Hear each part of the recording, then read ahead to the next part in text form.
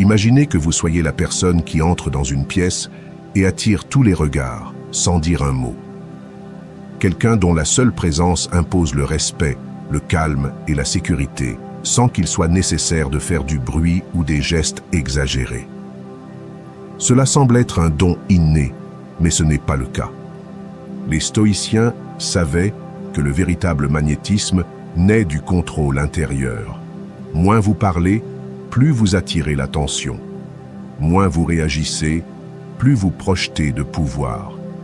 Aujourd'hui, je vais vous apprendre à atteindre cette force tranquille. En appliquant ces principes, vous apprendrez à dégager une autorité tranquille, une élégance qui ne dépend pas des fioritures et un charisme qui provient de votre maîtrise personnelle. Il ne s'agit pas de paraître séduisant, mais de l'être de l'intérieur. Si vous intégrez ces leçons, vous verrez que votre énergie commence à parler pour vous. Avant de commencer, allez dans les commentaires et écrivez. Je marche en silence et je laisse parler ma présence. Vous scellez ainsi votre décision de vivre avec plus de courage, moins de mots et une attirance qui n'est pas forcée, mais qui émane. Ne manquez donc aucune de ces leçons, surtout la dernière, qui vous laissera sans voix.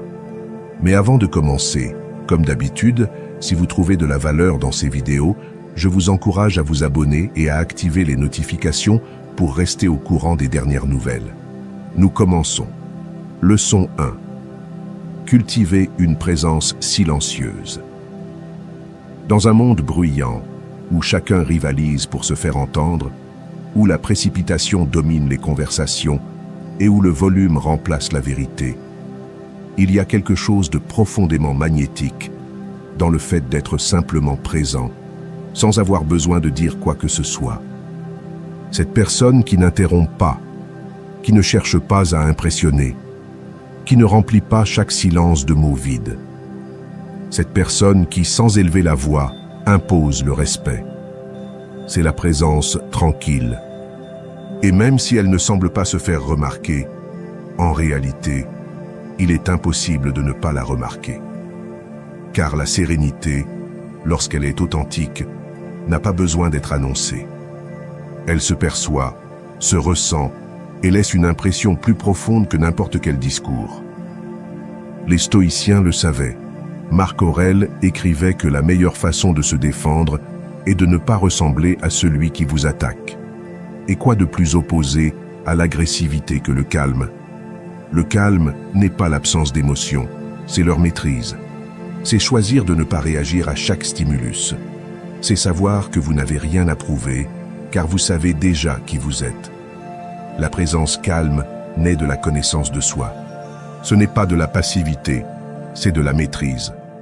C'est la décision consciente d'habiter chaque moment sans permettre à votre paix d'être tirée vers le bas par votre environnement. Dans un monde qui valorise l'immédiat, le visible, le scandaleux, être serein est un acte de rébellion silencieuse. Et pourtant, c'est cette forme de rébellion qui est la plus transformatrice. Pensez à quelqu'un qui arrive dans une pièce et qui n'a pas besoin de parler pour que tout le monde se rende compte de sa présence. Ce n'est pas à cause de ses vêtements, de sa célébrité ou de ses gestes exagérés. C'est grâce à l'énergie qu'il émet, c'est grâce à la cohérence entre son corps et son esprit. Cette personne ne cherche pas à être le centre, mais elle l'est, parce que son calme contraste avec l'inquiétude générale, parce que son silence contient plus de contenu que 1000 paroles étrangères. Épictète a enseigné que la liberté ne consiste pas à contrôler le monde, mais à se contrôler soi-même. Et lorsque vous maîtrisez vos impulsions, vos émotions et vos réactions, vous les projetez. Cette projection s'appelle la présence. Ce n'est pas une technique, ce n'est pas une posture, ce n'est pas un sourire répété. C'est un état intérieur qui se reflète à l'extérieur. Et le plus fascinant, c'est qu'on ne peut pas faire semblant. Les gens ne comprennent peut-être pas pourquoi ils sont attirés par vous, mais ils le ressentent. Parce que la présence silencieuse est un langage invisible. Et comme tout ce qui est invisible, il est difficile à expliquer, mais impossible à ignorer. Il n'est pas nécessaire de remplir chaque espace de bruit pour faire preuve de courage. Votre respiration lente, votre posture ouverte, votre regard ferme mais doux, tout cela parle pour vous. Et ceux qui savent observer écoutent ce langage. Le corps révèle toujours ce que la bouche tente de cacher. Si vous êtes en paix, vous n'avez pas besoin de le prouver. Vous la transmettez. En revanche, ceux qui ont besoin d'attention, ceux qui interrompent, ceux qui se mettent en valeur, ne font en réalité que crier leur vide. Le bruit est presque toujours une façon de cacher l'insécurité. Une présence sereine, en revanche, révèle une sécurité sans effort. Ce n'est pas de l'arrogance, c'est l'équilibre. C'est ne pas avoir besoin de la validation de qui que ce soit pour maintenir son axe. Je me souviens d'une époque où je me sentais obligé de parler pour ne pas paraître invisible. Je craignais que le silence soit interprété comme une faiblesse. Mais j'ai découvert que le véritable pouvoir consiste à ne pas craindre le vide. Ce silence bien habité est plus éloquent que n'importe quel mot maudit. Et que lorsque vous cessez de chercher l'impact, vous commencez à l'avoir. Non pas parce que vous essayez de convaincre, mais parce que vous êtes tout simplement. Les stoïciens ne cherchaient pas la reconnaissance. Ils cherchaient de la vertu, et la vertu ne fait pas de bruit. Elle est stable, constante, ferme, comme un arbre au milieu de la tempête. Elle peut se tordre, mais elle ne se brise pas. Voilà ce qu'est une présence tranquille. Elle permet d'être sans envahir, de parler sans imposer, de vivre sans demander de l'attention. Lorsque vous apprenez à cultiver cette énergie, vous découvrez qu'il n'est pas nécessaire de faire de grands gestes pour marquer les esprits. La simple façon dont vous êtes déjà transforme l'environnement. Et cela, à notre époque, est un acte profondément révolutionnaire. La prochaine fois que vous ressentirez le besoin de parler pour combler le silence, demandez-vous si votre calme ne serait pas plus puissant que vos paroles. Parce qu'il y a des batailles qui se gagnent sans bouger. Parce qu'il y a des messages qui ne sont compris que lorsqu'ils sont transmis dans la paix. Et parce que parfois, ce qui résonne le plus est ce qui n'est pas dit. Si cette réflexion a résonné en vous, lisez les commentaires et écrivez « Mon calme est ma présence ». Vous réaffirmerez ainsi votre décision d'avoir un impact à partir de la sérénité. Parce que le monde n'a pas besoin de plus de bruit. Il a besoin de plus de vérité dans le silence. Deuxième leçon. Soyez sélectif dans vos propos. À une époque où tout le monde semble avoir quelque chose à dire, où chaque seconde est remplie d'opinions, de conseils et de jugements sans pause, il existe une vertu presque oubliée, la prudence verbale. Il ne s'agit pas de se taire par peur, ni de refouler ce que l'on pense, mais de comprendre que chaque mot ne mérite pas d'être dit, que le silence n'est pas toujours vide, et que parler avec intention est un signe de sagesse. Les stoïciens l'ont compris comme peu d'autres. Pour eux, la parole devait être utile, mesurée et nécessaire. Marc Aurèle a écrit que l'on ne doit parler que lorsque ce que l'on a à dire a plus de valeur que le silence. Non pas parce que le silence est confortable, mais parce qu'il est parfois plus vrai. Apprendre à être sélectif dans ce que l'on dit n'est pas un acte de censure, mais de respect pour soi-même, pour les autres et pour le moment. Parce qu'il y a des idées qui ne mûrissent que lorsqu'on leur donne de l'espace, parce qu'il y a des émotions qui ont besoin d'être respirées avant d'être prononcées, et parce que, dans bien des cas, ce qui n'est pas dit a plus de pouvoir que ce qui est crié. Nous vivons dans une culture qui récompense l'immédiateté, la rapidité de réaction, la présence constante, mais parler sur un coup de tête conduit presque toujours à des erreurs. Dire la première chose qui vous passe par la tête peut être honnête, certes, mais aussi maladroit, inutile, voire destructeur. Être sélectif avec ses mots, c'est prendre la responsabilité de ce que l'on génère avec. Il ne s'agit pas de parler moins pour le plaisir de parler moins, mais de parler mieux. De choisir ses interventions avec sagesse et non avec anxiété. De comprendre que les mots ne sont pas seulement des sons, mais aussi des graines. Certains sèment la paix, d'autres le conflit, certains construisent, d'autres détruisent, sans que l'on s'en rende compte. Il y a de la force dans la pause avant de parler, dans ce bref moment où l'on décide si ce que l'on va dire contribue ou simplement apaise son ego. C'est dans cette réflexion consciente que naît le mot qui transforme. Épictète disait que nous avons 2 oreilles et une seule bouche pour une bonne raison. Écoutez 2 fois plus que l'on parle. La plupart des gens parlent sans avoir bien compris, répondent avant d'observer, donnent leur avis sans l'avoir demandé, mais ceux qui pratiquent l'observation attentive, ceux qui prennent le temps de comprendre avant d'intervenir, non seulement communiquent mieux, mais ont aussi de meilleures relations avec le monde. J'ai vu que certaines des personnes les plus sages que j'ai rencontrées sont aussi les plus silencieuses, non pas parce qu'elles n'ont rien à dire, mais parce qu'elles ne ressentent pas l'urgence de le montrer. Et lorsqu'elles parlent, tout le monde les écoute. Parce que l'on sait que si elles ont décidé de parler, c'est pour une raison, leurs mots sont rares et ont donc du poids, alors que ceux qui parlent tout le temps deviennent du bruit, leurs mots perdent de la valeur, comme une pièce de monnaie que l'on imprime sans contrôle. Ce que vous dites est peut-être vrai, mais plus personne ne vous écoute. Ce n'est pas la quantité de mots qui persuade, mais leur qualité. Votre crédibilité se construit sur le silence entre vos phrases, sur votre capacité à attendre le bon moment pour dire ce qui compte. Je me souviens de conversations où j'ai regretté de ne pas m'être tu, d'opinions lancées en l'air par simple envie de combler un vide, de commentaires qui n'avaient pas lieu d'être et qui n'ont laissé que tension ou confusion. Mais je me souviens aussi des moments où j'ai choisi de me taire, d'observer et de comprendre. Et ces moments m'ont apporté une clarté qu'aucune parole hâtive n'aurait pu atteindre.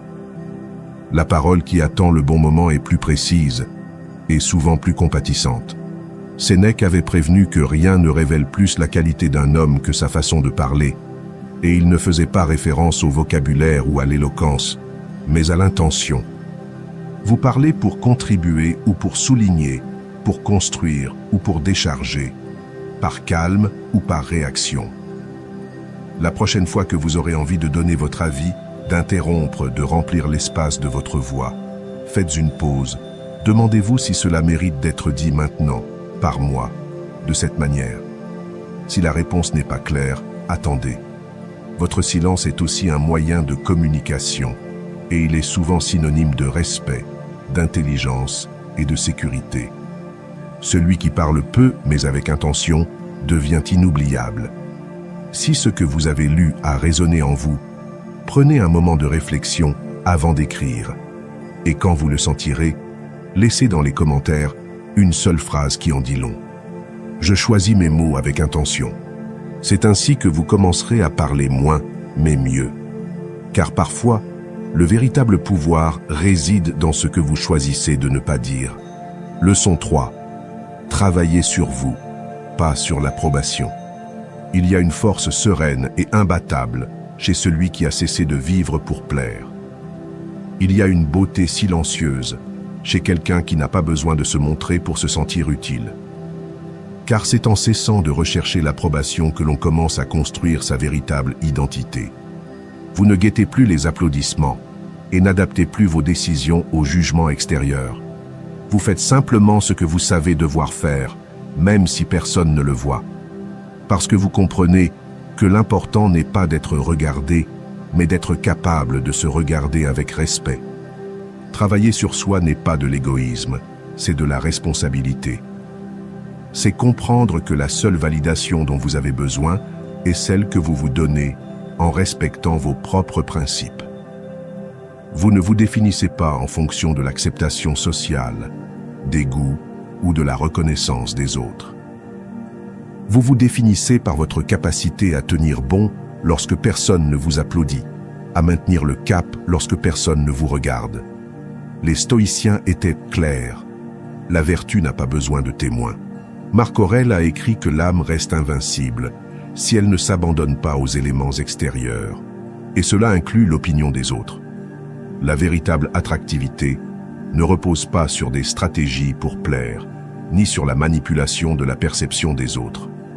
Elle vient de l'authenticité, de celui qui n'a rien à prouver, parce qu'il a déjà fait ses preuves. de ceux qui ne cherchent pas à être vus, mais qui, lorsqu'ils apparaissent, sont remarqués. Parce que son énergie n'est pas une façade, elle est le reflet d'un travail intérieur. Nous vivons une époque obsédée par l'image, par le fait de montrer des réalisations, des corps, des moments, des discours. Mais ce qui inspire vraiment n'est pas ce que vous affichez, mais ce que vous cultivez en silence. Votre discipline parle plus fort que vos mots.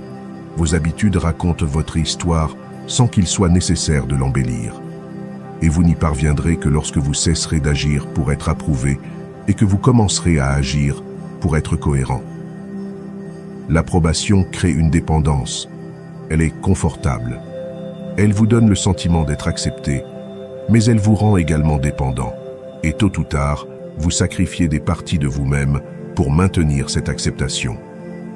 Vous taisez ce que vous pensez, vous faites ce que vous ne voulez pas, vous montrez ce que vous n'êtes pas, jusqu'au jour où vous vous rendez compte que vous avez gagné des applaudissements, mais que vous avez perdu votre voix. Épictète a enseigné que la liberté consiste à désirer ce qui dépend de vous, et que l'approbation ne dépend pas de vous. Vous pouvez faire tout ce qu'il faut, et être jugé malgré tout. Vous pouvez donner le meilleur de vous-même, et ne pas être apprécié. C'est pourquoi la recherche de validation est un effort sans garantie, mais le respect de soi est entre vos mains. Que se passe-t-il lorsque vous donnez la priorité à votre discipline plutôt qu'à votre promotion? Lorsque, au lieu de parler de vos objectifs, vous les atteignez tout simplement. Quand on ne fait pas les choses pour être regardé, mais parce qu'elles nous font grandir. On devient alors respectable, même si personne ne nous le dit, car le respect n'est pas toujours visible, mais il se sent, et surtout, on le sent. Sénèque disait qu'il n'est pas libre celui qui dépend de ce que pensent les autres. Si votre valeur augmente et diminue en fonction de l'opinion des autres, vous ne serez jamais stable. Vous cédez votre paix à celui qui ne vit même pas votre vie. Travaillez sur vous-même, non pas pour obtenir des résultats, mais pour construire des fondations. Votre force doit naître du silence de vos petits matins, de la constance que personne ne voit, du renoncement que personne n'applaudit. C'est là que vous forgez qui vous êtes. Ce que les autres perçoivent n'est que le reflet de ce processus intérieur. Vous n'avez pas besoin de crier vos progrès. Vous n'avez pas besoin de justifier vos choix. Ceux qui ont besoin de vous comprendre le feront. Ceux qui n'en ont pas besoin, cela n'a pas d'importance. Mais vous avez besoin de vous comprendre, parce que lorsque vous le faites, vous ne suppliez plus pour être accepté. Vous ne changez plus pour plaire. Vous ne vous vendez plus pour obtenir un regard d'approbation. Vous commencez à vivre selon votre vérité, et cette vérité a un pouvoir qui n'a pas besoin d'être expliqué. N'oubliez pas que la validation extérieure est éphémère, mais que le respect de soi demeure. Lorsque vous faites de vous une priorité, votre monde change, non pas parce que les autres changent, mais parce que vous n'êtes plus disposé à vous trahir pour vous intégrer. Et ce changement intérieur est le début d'une vie plus libre, plus ferme et plus authentique. Si ce message a touché quelque chose en vous, prenez un moment pour l'affirmer avec vous-même. Vous n'avez pas besoin de le crier ou de le partager, mais si vous voulez sceller cet engagement, laissez quelque chose de simple, d'intime et de puissant dans les commentaires.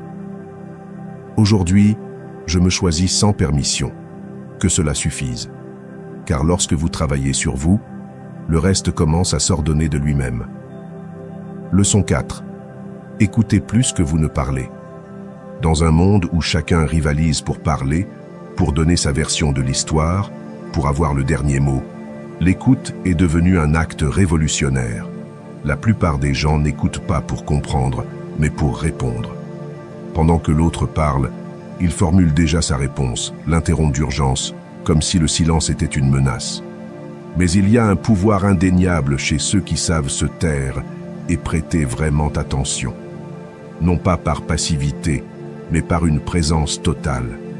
Écouter plus que parler ne vous rend pas moins influent, mais plus sage. Car ceux qui écoutent avec intention découvrent ce que les autres laissent à peine entrevoir. Ils perçoivent les nuances, comprennent les émotions cachées, saisissent ce que personne ne dit mais que tout le monde ressent. Les stoïciens enseignaient que la véritable force réside dans la maîtrise de soi et qu'il n'y a pas de plus grande démonstration de maîtrise personnelle que de céder la parole sans anxiété.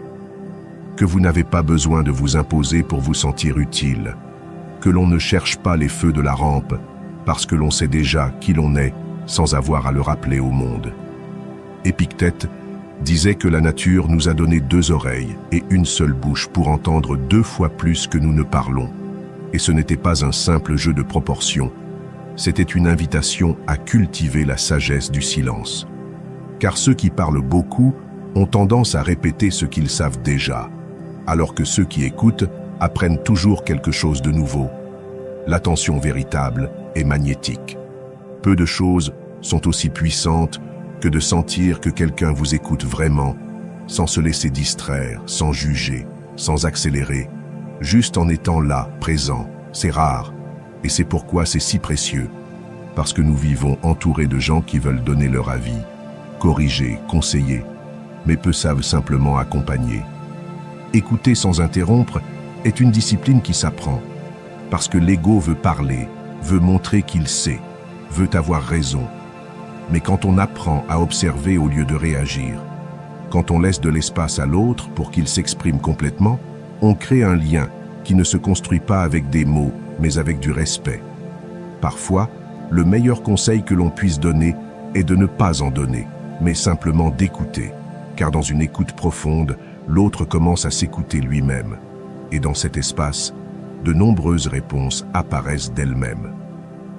Le véritable auditeur offre un miroir propre, où l'autre peut se voir sans filtre, sans pression, sans précipitation. C'est une forme d'amour silencieux, de sagesse pratique, de compassion sans parole.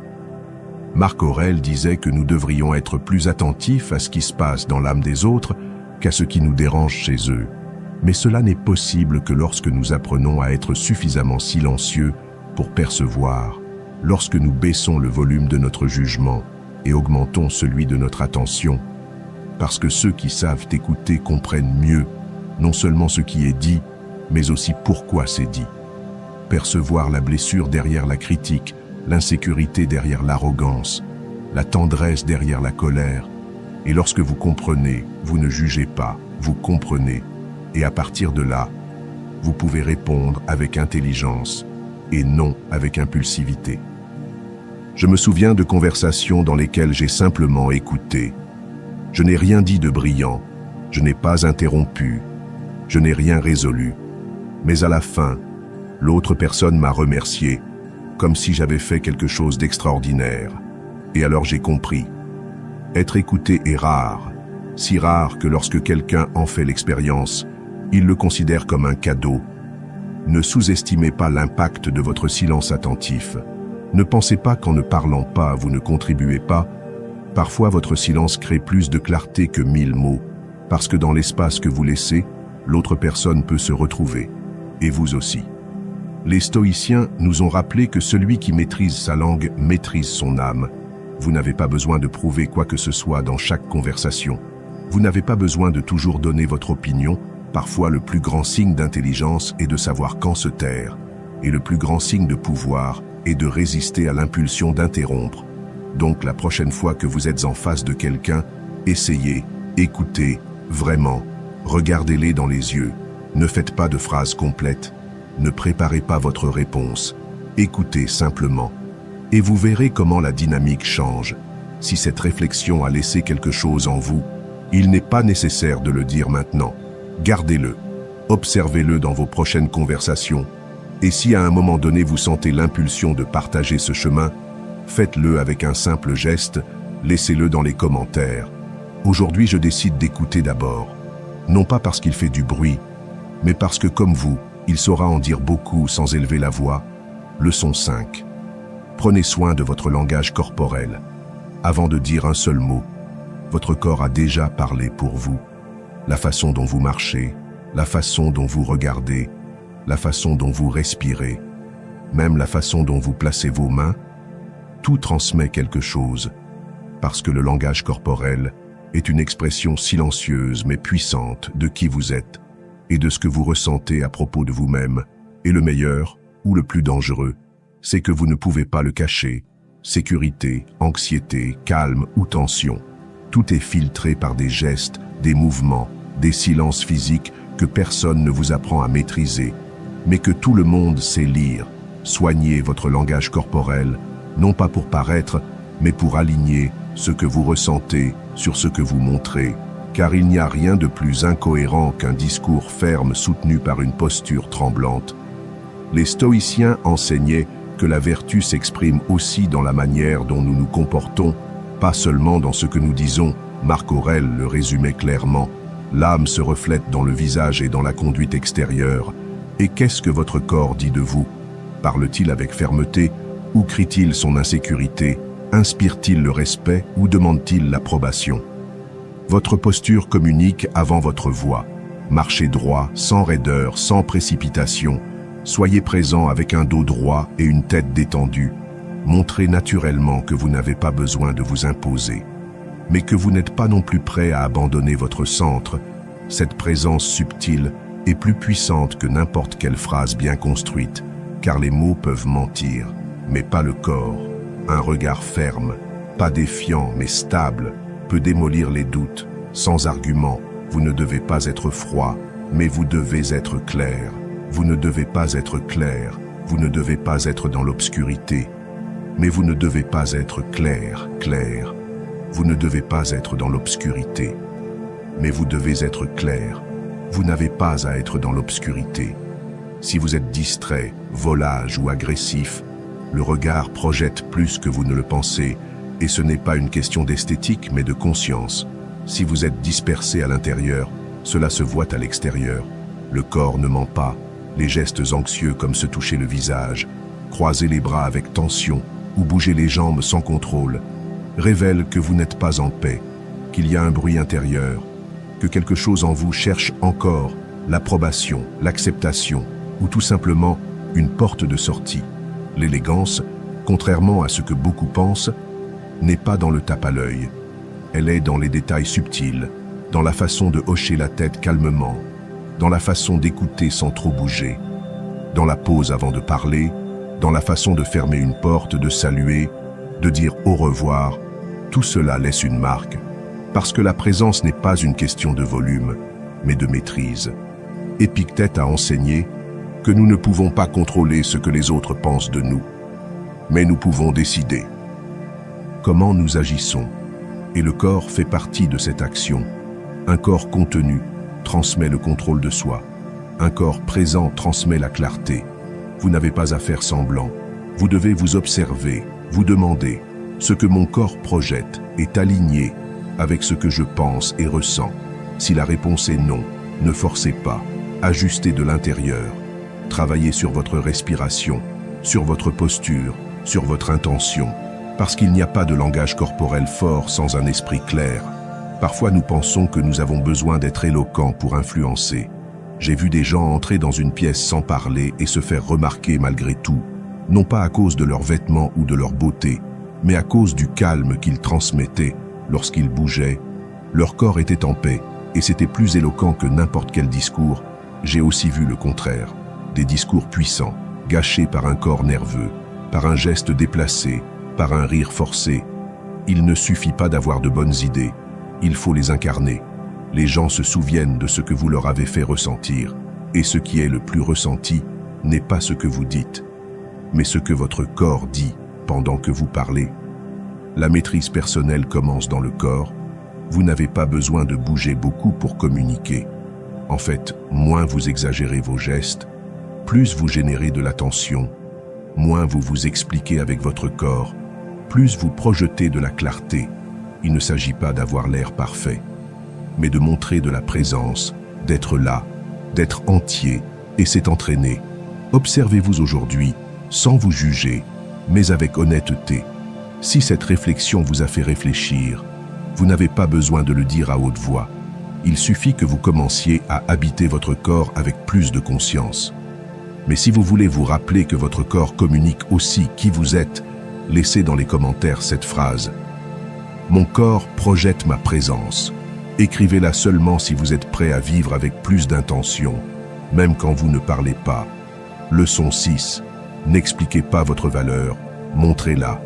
Il y a une énorme différence entre ceux qui cherchent à être appréciés et ceux qui savent déjà ce qu'ils valent. Les premiers ont besoin d'expliquer, de convaincre, de justifier leurs actions.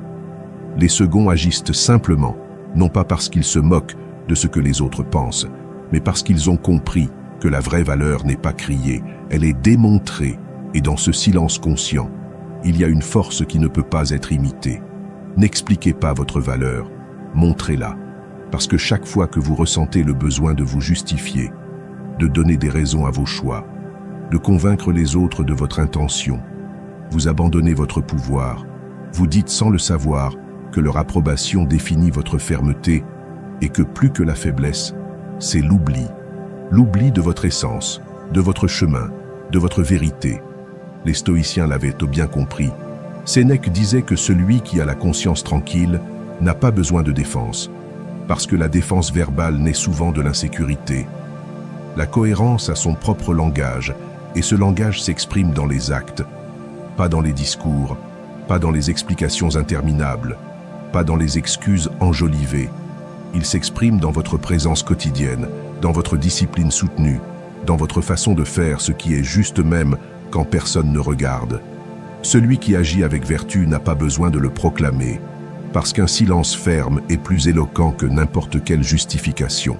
Nous vivons dans une société accro à l'explication. Nous sentons que nous devons justifier nos décisions, nos absences, nos priorités. Mais celui qui sait ce qu'il vaut ne demande pas à être compris. Il n'attend pas que tout le monde le comprenne. Et lorsqu'il parle, il ne le fait pas pour plaire, mais pour être clair. Se justifier tout le temps est une usure inutile. Trop expliquer, c'est douter de soi. C'est agir comme si votre vérité avait besoin d'une campagne de relations publiques pour être valable. Mais la vraie valeur n'est pas basée sur le fait de convaincre les autres. Avez-vous remarqué que les personnes les plus affirmées ne s'expliquent presque jamais? Elles le font tout simplement. Leur constance, leur attitude, leur présence en disent long. Elles ne cherchent pas d'excuses, ni de discours, ni d'approbation. Et curieusement, ce sont elles qui suscitent le plus de respect, non pas pour ce qu'elles disent, mais pour ce qu'elles reflètent. Épictète a enseigné que votre devoir n'est pas de plaire aux autres, mais d'être fidèle à la nature de votre âme. Si vous êtes en paix avec ce que vous faites, vous n'avez pas besoin de vous défendre. Votre sérénité sera votre argument. Votre cohérence sera votre défense. Il y a une élégance indéniable chez ceux qui n'entrent pas dans des discussions pour protéger leur image. Chez ceux qui ne gaspillent pas d'énergie à expliquer chaque étape, parce qu'ils savent que le temps met toujours chaque chose à sa place, et que ceux qui ont besoin d'explications pour vous estimer ont probablement déjà décidé de ne pas le faire. Le respect ne se négocie pas. Il se projette et vous le projetez lorsque vous êtes prêt à avancer sans attendre d'applaudissements. Lorsque votre engagement envers vous-même est plus fort que votre besoin d'être compris. La prochaine fois que vous ressentirez le besoin de vous justifier, respirez. Demandez-vous si vous avez vraiment besoin de parler ou si ce que vous allez dire est né de la peur de ne pas être accepté. Si la réponse est la seconde, gardez le silence. Laissez vos actions continuer à parler pour vous. N'expliquez pas votre valeur. Construisez-la chaque jour. Laissez-la transparaître dans votre travail, dans votre attitude, dans votre façon de répondre aux critiques, sans perdre votre centre. Marc Aurèle a écrit qu'une âme ferme ne se préoccupe pas de l'opinion d'autrui. Si cette réflexion a résonné en vous, il n'est pas nécessaire de la partager avec tout le monde. Assurez-vous simplement de vous en souvenir la prochaine fois que quelqu'un vous demandera des explications qui ne méritent pas votre énergie. Et si vous voulez sceller ce principe avec une intention claire, laissez-le dans les commentaires. Je le montre, je ne l'explique pas. Que ce soit votre façon de vous rappeler que votre valeur est affirmée dans chaque action, pas dans chaque mot. Leçon 7. Construire un véritable mystère. À une époque où tout est montré, raconté et partagé sans filtre, cultiver un véritable mystère est presque un acte de rébellion silencieuse. Nous vivons exposés, pressés de révéler chaque détail, chaque pensée, chaque émotion, comme si nous devions constamment nous justifier devant le monde. Mais l'âme n'a pas besoin d'être complètement exposée pour être authentique. Il y a de la force dans ce que l'on choisit de ne pas dire. Il y a de la beauté dans l'espace que vous choisissez de garder pour vous. Construire un véritable mystère, ce n'est pas faire semblant ou jouer à être inaccessible. C'est apprendre à doser, à ne pas tout donner immédiatement, à laisser les autres s'interroger, à s'intéresser, à explorer. Parce que lorsque vous vous révélez complètement dès le premier instant, il n'y a plus de chemin, il n'y a plus de découverte. Et ce qui n'est pas découvert n'est pas valorisé avec la même profondeur. Les stoïciens ont compris que la réserve n'est pas un obstacle à la connexion. Marc Aurèle parlait de maintenir la dignité dans ce que vous choisissez de ne pas montrer. Et cette dignité naît du choix conscient de protéger vos limites internes. Tout ne mérite pas d'être dit, tout ne doit pas être donné. Parce que le silence construit aussi la présence. Parce que le vide, lorsqu'il est bien placé, attire plus que le bruit. Être réservé n'est pas se cacher, c'est se protéger. C'est établir clairement où finit ce que vous offrez et où commence ce qui n'appartient qu'à vous. Lorsque vous êtes réservé avec intention, vous créez une tension subtile, une curiosité authentique. Vous permettez aux gens de vous approcher petit à petit, de découvrir à travers les couches, d'accéder. Et cela dans un monde de surexposition vous rend magnétique. Nous confondons souvent authenticité et désinhibition. Nous croyons que se montrer complètement est synonyme de vérité. Mais il ne s'agit pas de tout montrer, mais de montrer ce qui est essentiel au bon moment à la bonne personne. Le mystère n'est pas une barrière, c'est une invitation à regarder au-delà de l'évidence, à lire entre les lignes, à écouter ce qui n'est pas dit, à observer comment vous vous comportez dans le silence, car dans le silence vous parlez aussi. Et ceux qui savent le lire vous comprennent mieux que ceux qui n'écoutent que vos paroles. Épictète a enseigné que nous ne devrions pas mettre notre âme entre les mains de ceux qui n'ont pas encore montré qu'ils la méritaient. Cet enseignement s'applique également à la manière dont nous partageons notre histoire. Ce n'est pas de l'orgueil, c'est de la sagesse. Il ne s'agit pas de se méfier de tout le monde.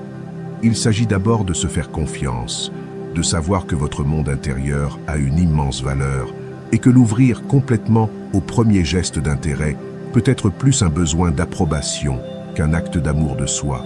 Il y a une élégance naturelle chez quelqu'un qui ne dit pas tout, chez quelqu'un qui répond avec une pause, chez quelqu'un qui laisse des questions sans réponse. Cette personne ne manipule pas, elle se préoccupe simplement. Je me souviens de conversations au cours desquelles un simple sourire, un regard qui ne s'explique pas, un silence fermement gardé, en disait bien plus long que n'importe quelle confession hâtive. Parce que l'attrait n'est pas toujours dans ce que vous racontez, mais dans ce que les autres sentent, qu'il y a encore à savoir. Lorsque vous gardez certaines parties en réserve, non pas comme une défense, mais comme un choix, vous donnez à votre histoire une dimension plus humaine, plus réelle, plus respectueuse de vous-même.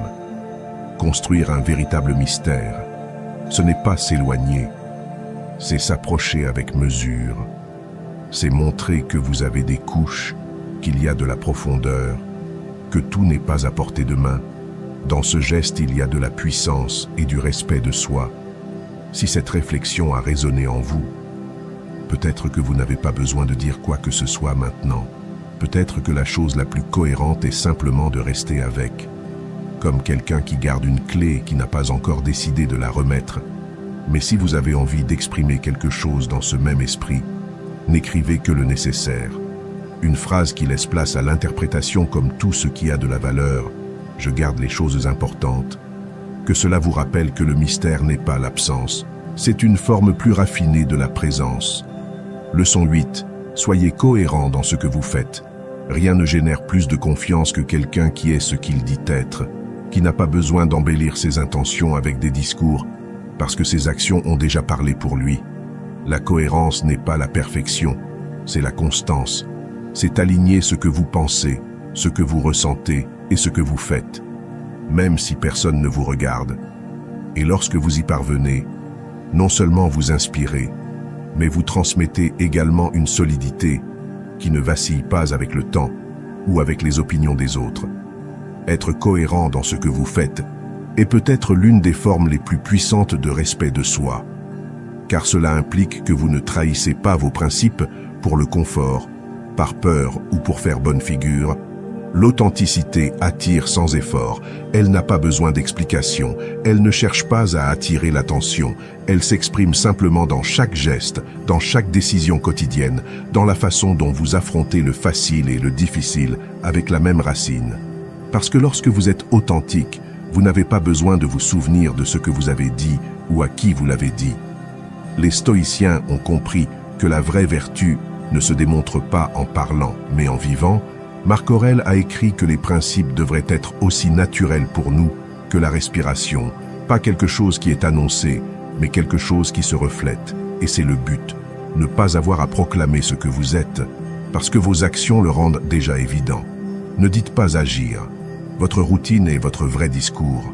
Ce que vous faites seul, ce que vous choisissez quand personne ne regarde, ce que vous tenez même quand vous le faites, ce que vous faites quand vous le faites seul.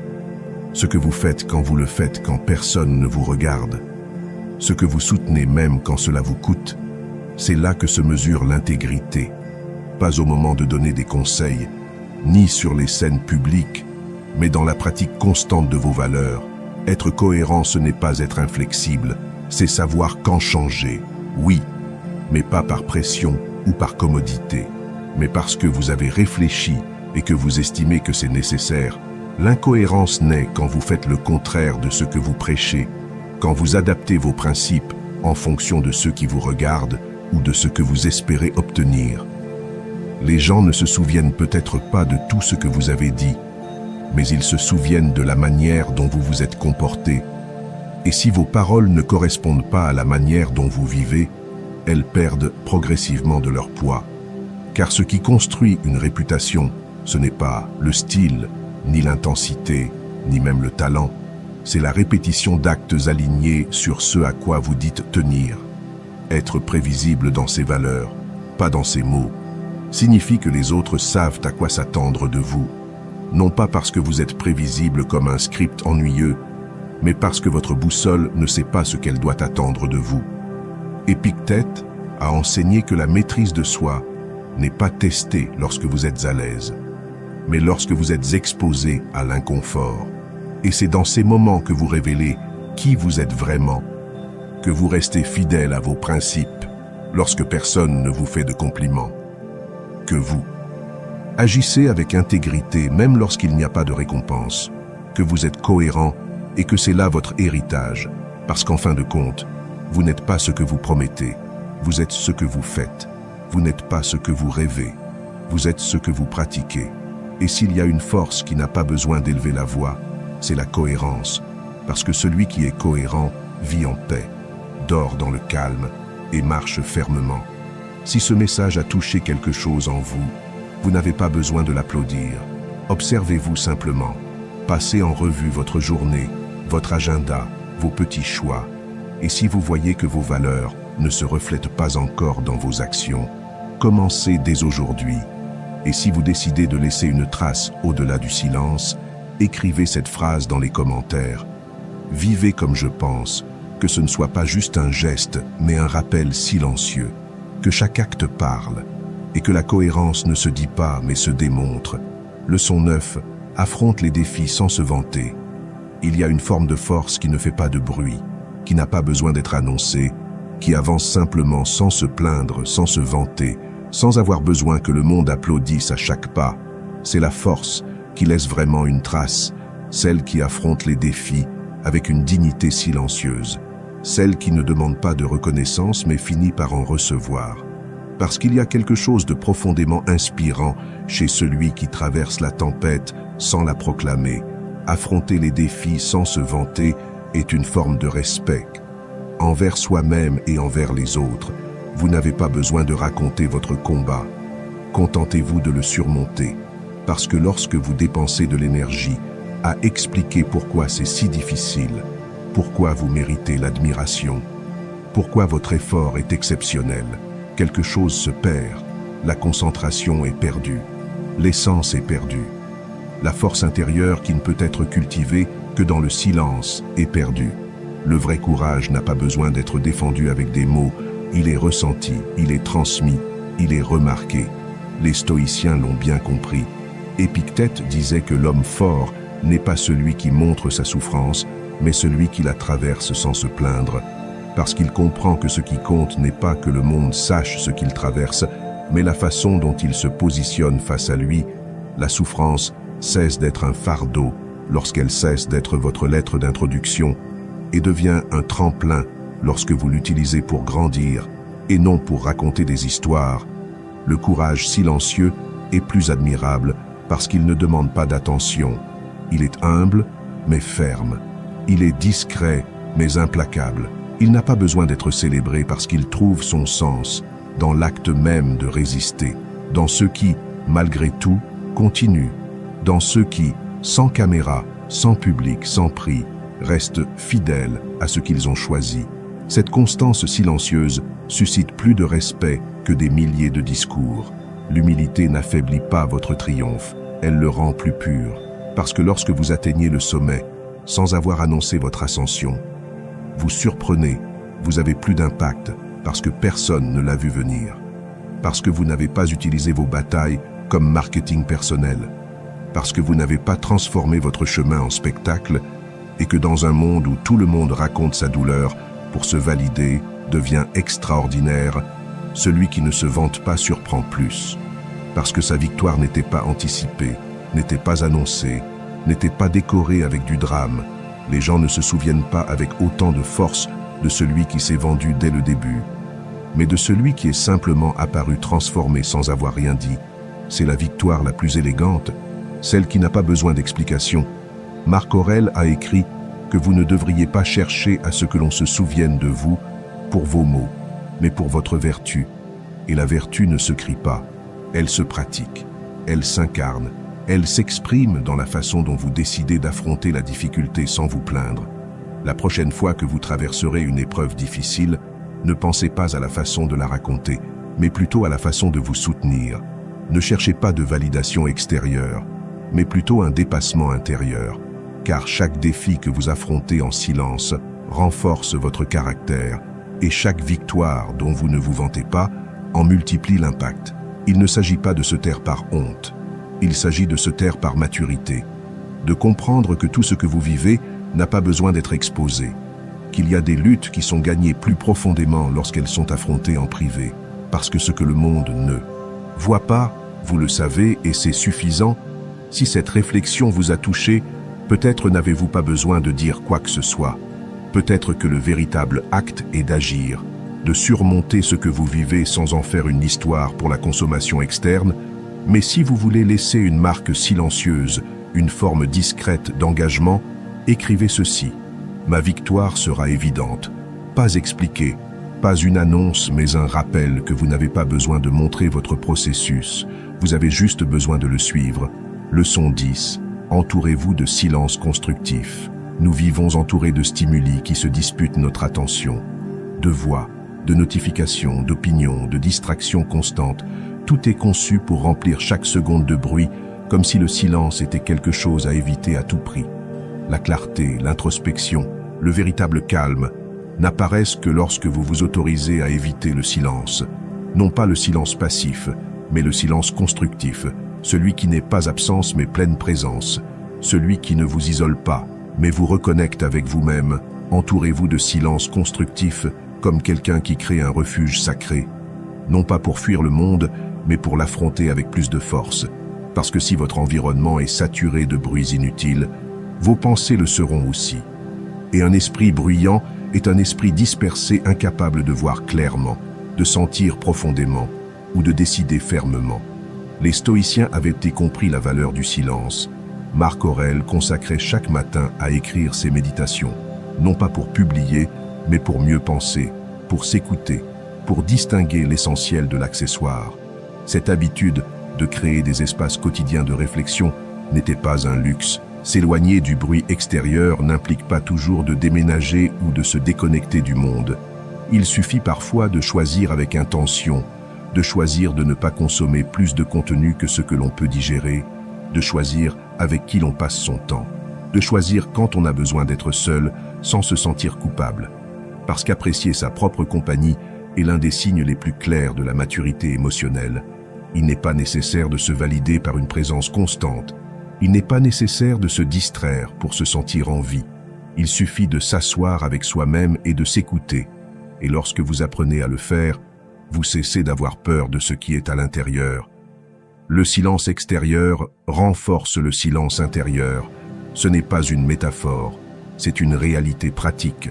Lorsque vous apprenez à fermer la porte à l'excès de stimuli, votre esprit cesse de réagir et commence à traiter. Votre corps respire différemment. Vos décisions deviennent plus vôtres. Vous n'êtes plus entraîné par ce que tout le monde pense, par ce que vous devriez vouloir, par ce qui vous semble urgent. Épictète a enseigné que vous ne pouvez pas contrôler ce qui se passe à l'extérieur, mais que vous pouvez contrôler la façon dont vous vous positionnez face à cela. Et le silence constructif est précisément cela, un choix, une décision de ne pas vous laisser entraîner par le chaos.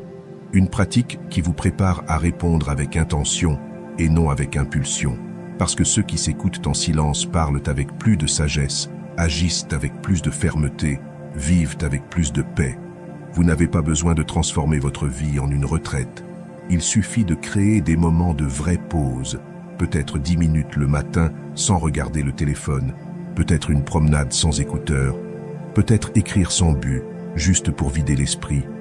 De petits rituels qui ne cherchent pas la productivité, mais la présence. Et dans cette présence, quelque chose de puissant est en gestation. Un esprit plus clair, une émotion plus stable, une vie plus consciente. J'ai vu combien de personnes craignent le silence parce qu'elles pensent que c'est la solitude. Mais ce n'est pas la même chose. La solitude imposée vous déconnecte. Le silence choisi vous renforce. C'est là que vous traitez, que vous guérissez, que vous vous alignez. Parce que si vous êtes toujours entouré de bruit, vous ne saurez jamais ce que vous pensez vraiment, ou ce que vous ressentez, ou ce que vous voulez. Et c'est un prix très élevé à payer pour éviter l'inconfort du silence. Alors, entourez-vous de silence, non pas comme une évasion, mais comme une méthode, comme un espace de récupération, comme une partie de votre entraînement mental qui apprend à être bien dans le silence et rarement perdu dans le bruit. Si ce message a semé quelque chose en vous, vous n'avez pas besoin de courir pour le dire. Peut-être que la chose la plus cohérente à faire est d'éteindre l'extérieur pour un moment et de rester avec. Vous, mais si vous voulez laisser un signe, pas pour les autres, mais comme un engagement envers vous-même, écrivez dans les commentaires, cultivez le silence pour mieux m'écouter, que ce ne soit pas juste une autre phrase, que ce soit le début d'une nouvelle façon d'habiter votre monde intérieur. 11e leçon, laissez l'énergie faire le travail. Il y a quelque chose qui ne s'achète pas, qui ne s'imite pas, qui ne se force pas. Quelque chose qui ne vient ni du physique, ni de la garde-robe, ni de ce que vous dites. C'est une énergie, une présence, un état intérieur qui se projette même quand vous êtes en silence. Il ne s'agit pas de charisme appris, ni de technique de séduction. C'est plus profond que cela. C'est ce qui se passe quand vous êtes tellement aligné avec vous-même, que votre simple façon d'être transmet quelque chose sans qu'il soit nécessaire de l'expliquer. Laissez l'énergie faire le travail, car lorsque votre attitude est authentique, vous n'avez pas besoin de le déclarer, vous le sentez. Et c'est bien plus puissant que n'importe quel discours. Nous vivons dans une culture qui pousse à se démarquer en criant, à faire du bruit pour être vu, à multiplier les gestes, les mots, les images, afin d'attirer l'attention. Mais le vrai magnétique ne fonctionne pas comme ça. Le véritable impact n'est pas dans le volume, mais dans la vibration intérieure. Ce calme ferme qui ne rivalise avec personne. Cette sécurité qui n'a pas besoin de validation. Ce respect qui n'est pas exigé, mais ce respect qui n'est pas exigé. Ce respect qui n'est pas exigé, mais ce respect qui n'est pas exigé. Ce respect qui n'est pas exigé. Ce respect qui n'est pas exigé, mais ce respect qui n'est pas exigé. Ce respect qui n'est pas exigé. Ce respect qui n'est pas exigé. ce respect qui n'est pas exigé, ce respect qui n'est pas exigé, ce respect qui n'est pas exigé, ce respect qui n'est pas exigé, ce respect qui n'est pas exigé, mais imposé par la nature. Les stoïciens savaient que la vertu ne se proclame pas, elle se vit. Et quand quelqu'un vit dans la vertu, on le remarque. Marc Aurèle n'avait pas besoin d'élever la voix pour marquer son autorité.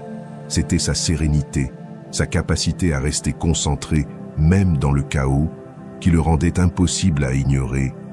La sérénité bien portée impose le respect, non par la dureté, mais par la présence, non par la domination, mais par la stabilité. Il est difficile de détourner le regard de quelqu'un qui est en paix totale avec lui-même, non pas parce qu'il cherche à plaire, mais parce qu'il n'en a pas besoin. Le magnétisme n'est pas une stratégie, c'est le reflet d'une énergie cultivée, d'un esprit en ordre, d'une intention claire. C'est quelque chose qui naît à l'intérieur et se projette à l'extérieur. Et plus c'est intérieur, plus c'est extérieur. On n'a pas besoin d'attention, on l'attire, parce que ce que le monde recherche, même sans le savoir, c'est la cohérence. Des gens qui n'ont pas besoin de parler de leur pouvoir, parce qu'ils l'incarnent déjà. Épictète disait que celui qui a le contrôle de lui-même n'a pas à contrôler les autres. Et cela se voit dans sa façon de marcher, de regarder, d'écouter, dans sa façon de ne pas être agité par l'extérieur, dans sa façon de garder son centre alors que tout le reste tourne. C'est l'énergie qui a un impact. L'énergie de quelqu'un qui n'a pas besoin de se démarquer pour se démarquer. Parfois, la chose la plus forte que vous puissiez faire est de ne pas intervenir, de ne pas entrer en compétition, de ne pas expliquer, juste de maintenir votre énergie. Ne pas expliquer, juste garder son énergie, juste être. Parce que dans un monde qui pousse à démontrer, celui qui ne le fait pas devient énigmatique, attirant, différent. Et cette différence devient pouvoir. J'ai rencontré des gens qui, sans dire presque rien, transforment l'atmosphère d'une pièce, non pas parce qu'ils ont des astuces, mais parce que leur énergie parle avant eux. C'est le but. Et cela ne s'obtient pas en prétendant, mais en cultivant. La prochaine fois que vous sentez que vous devez vous forcer pour être vu, arrêtez-vous. Demandez-vous s'il n'est pas préférable de simplement maintenir votre centre et de laisser le reste se faire tout seul. Lorsque vous êtes bien avec vous-même, le monde le perçoit. Vous n'avez pas besoin de crier votre essence, vous devez l'habiter. C'est l'énergie qui fonctionne pour vous. Et lorsque vous apprenez à lui faire confiance, vous arrêtez de quémander de l'attention. Parce que vous comprenez que la véritable attractivité n'a pas besoin d'être poursuivie, seulement exprimée. Si cette réflexion a allumé quelque chose en vous, ne l'expliquez pas, ne la partagez pas sur un coup de tête. Mais si vous sentez qu'il est temps de l'exprimer clairement, faites-le sans prétention. Écrivez dans les commentaires « Mon énergie parle déjà pour moi », pas comme un slogan, mais comme une vérité que vous construisez, pas à pas, silencieusement, de l'intérieur. Leçon 12. Faites du silence votre stratégie. Dans un monde qui récompense la rapidité, la réponse immédiate, l'opinion constante, faire une pause est devenu un acte d'intelligence et choisir le silence, une stratégie puissante, parce que tout ne mérite pas une réaction, tout ne nécessite pas une réponse instantanée. Et tout ce que vous ressentez n'a pas besoin d'être exprimé. Apprendre à se taire, ce n'est pas réprimer, c'est dominer, c'est se donner l'espace pour traiter avant d'agir. Et dans cet espace naît quelque chose que peu ont, la clarté. Faites du silence votre stratégie, non pas comme un refuge contre la peur, mais comme une arme consciente, parce que tandis que les autres réagissent impulsivement, vous pouvez choisir de répondre avec une intention, et cette différence change tout. La réaction naît de l'ego, de la blessure, de l'impulsion. La réponse naît du centre, de la réflexion, de la maturité. Vous ne devez pas parler moins par lâcheté, mais par sagesse, parce que chaque mot que vous décidez de ne pas dire est un mot qui ne vous trahit pas. Les stoïciens l'ont compris profondément. Sénèque a enseigné que plus vous contrôlez votre langue, plus vous contrôlez votre caractère. Le silence n'est pas une absence de pouvoir, c'est une forme supérieure de présence. Parlez moins, Ce n'est pas se taire, c'est choisir. Choisir quand, comment et pourquoi utiliser sa voix. Parce que le contrôle de sa voix révèle le contrôle de sa vie. L'intelligence est cachée dans la pause. Celui qui sait s'arrêter avant de répondre a un avantage. Il observe, comprend, choisit, ne vit pas entraîné par ce qu'il ressent ou par ce que l'environnement attend. Il vit de la conscience, et dans cette pause vit aussi l'élégance, celle qui n'a pas besoin de s'imposer parce que sa simple façon de s'exprimer fait déjà une différence. Le silence bien utilisé ne déconnecte pas. Il relie, parce que celui qui écoute plus qu'il ne parle saisit mieux ce qui se passe. Il voit au-delà des mots, il perçoit les nuances, et lorsqu'il décide d'intervenir, il le fait avec précision, avec le mot juste, sans fioriture, sans cri, sans souci d'avoir raison, seulement avec la vérité, dite avec calme. Marc Aurèle a écrit que si vous pouvez rester calme au milieu de la tempête, vous aurez acquis une force que personne ne pourra vous enlever. Et cette force commence dans la bouche fermée lorsque l'esprit n'est pas encore clair. Elle commence au moment où vous décidez de ne pas réagir, parce que vous savez qu'agir sans réfléchir, c'est perdre le contrôle, et vous apprenez à le garder. Il y a des batailles qui se gagnent en silence, des commentaires qui perdent de leur puissance quand vous n'y répondez pas, des conflits qui disparaissent quand vous ne les alimentez pas. Chaque fois que vous choisissez de faire une pause, vous affirmez votre maîtrise personnelle. Chaque fois que vous n'entrez pas dans le jeu du bruit, vous renforcez votre paix. Et chaque fois que vous choisissez la voix avec laquelle vous allez parler, ou si vous allez parler tout court, vous dirigez votre énergie de façon magistrale.